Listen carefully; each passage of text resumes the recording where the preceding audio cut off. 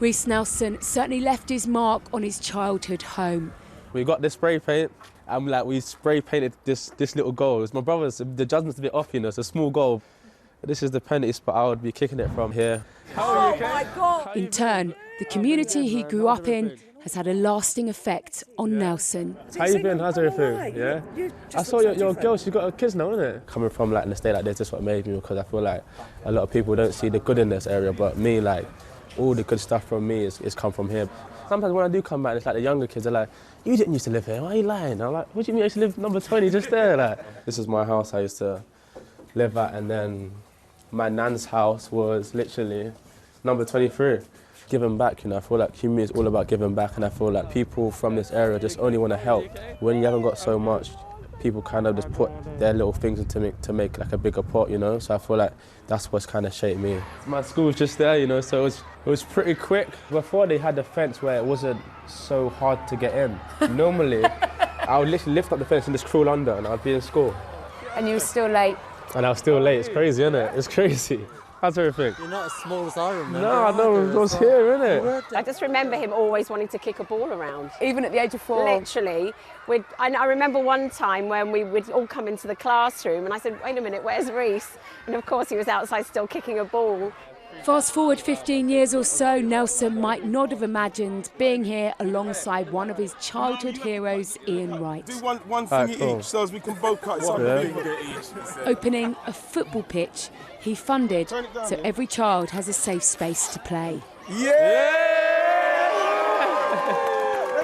This is my way of like giving back to the community and to the school. I want them to feel like this is done by someone just like them, you know. So of course, once they see that, it can only give them encouragement to go on to do everything they want in their life.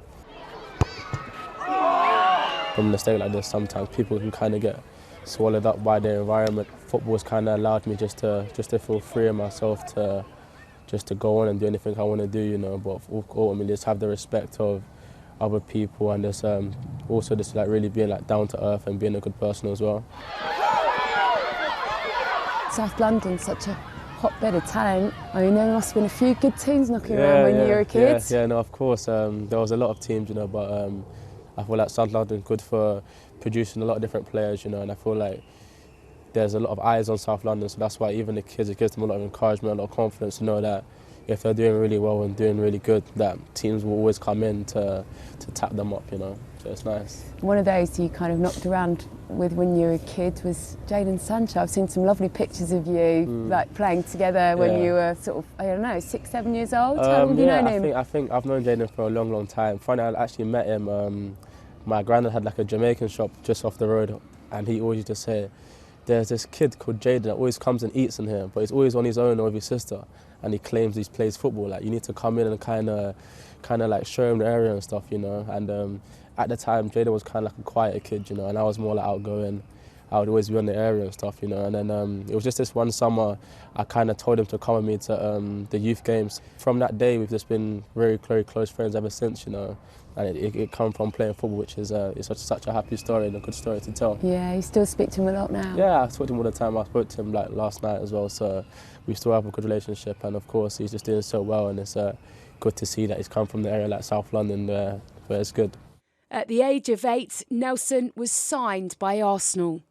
Do you remember who your heroes were when you first signed? My main heroes was Jack Wilshere, Fabregas, and Van Persie and Thierry. Like, they were like my main 4.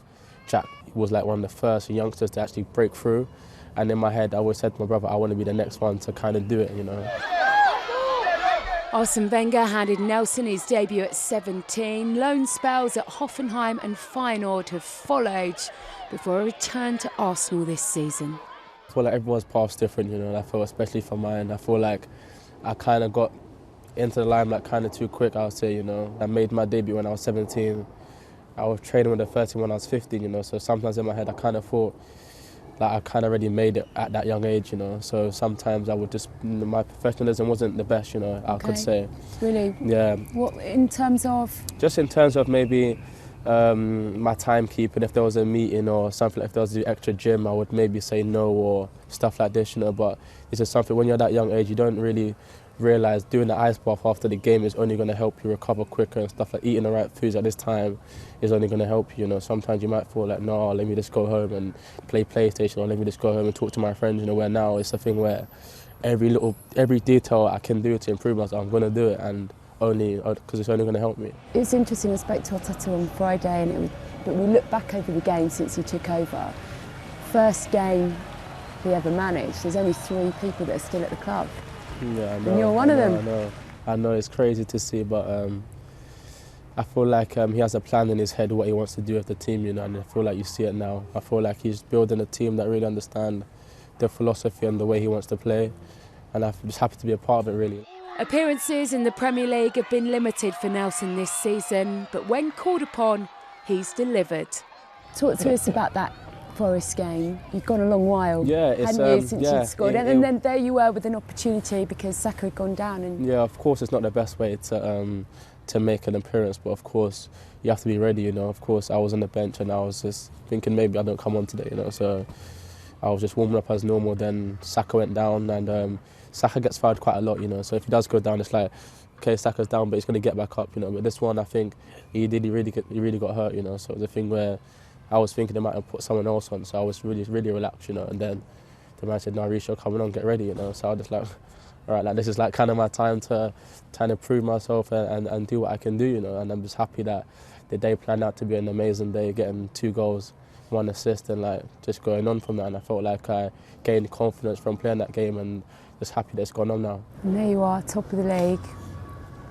Yeah. I mean, how does that feel? You're going to look at that table every day for the next few weeks? To be fair, like I said, I feel like it's a thing where of course we're loving it so much, but we're not really trying to look towards that right now. We just want to go off game by game, and of course, if that comes us winning the Premier League, I think that'll be the happiest times of everyone's careers. But for now, we're just going to keep going day by day and just like keep training really hard. What are the ambitions? What do you want to do? For me, I want to, in terms of my life outside of football, I want to kind of be like a game changer in terms of like being a role model for the community. Building more pitches is something of just a start. You know, I have a project that I've been working on for the last 2 years that I'm going to be doing, and hopefully it can change the dynamic of the normal, everyday pitch that people go to. You know. For Arsenal, it's like Arsenal's my team, like through and through. I'm a supporter. All my friends and families are, so it's just. Hopefully I'll be playing for them many more years. As a child, he always dreamt big. Nelson has achieved many of those ambitions, but he hopes the biggest and most rewarding are still to come. Gail Davis, Sky Sports.